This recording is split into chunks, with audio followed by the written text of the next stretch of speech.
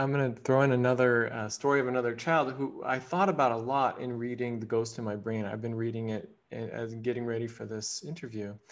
He had a traumatic brain injury at 4 months. He fell down some stairs.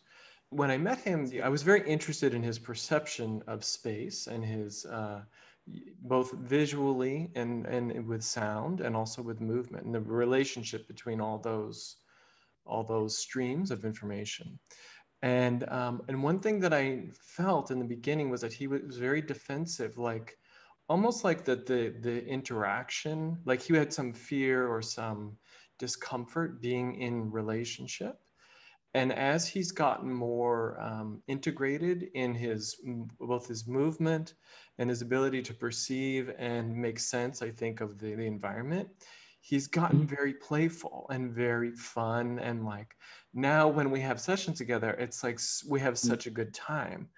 And it made me think of this story from The Ghost of My Brain and really appreciating how important the visual, spatial, and also auditory perception of the environment is in feeling safe and feeling like we can understand the world around us and be able to connect and interact.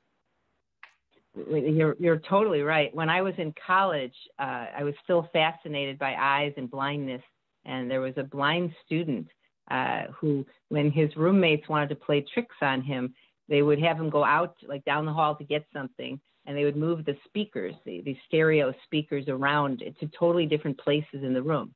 So when he came back into the room and he was using the speakers to orient himself, the speakers wouldn't be where he thought they were, and he'd be like losing his balance. It was like putting him in a funhouse mirror because he had to reorient. And he would always be screaming at them saying, "Why are you doing that to me? You make me fall over." So you use your auditory space whether or not you're blind. In sighted people, they use it to combine with the visual space. And then that's combined with the proprioceptive input from your feet and your neck position. One of the things that the Mind-Eye Institute does differently is we prescribe eyeglasses that synchronize the auditory and visual space. And sometimes that means making one eye slightly blurrier than the other, or taking away a distorting mechanism from glasses. We work a lot with dominance, which eye is dominant and which one isn't.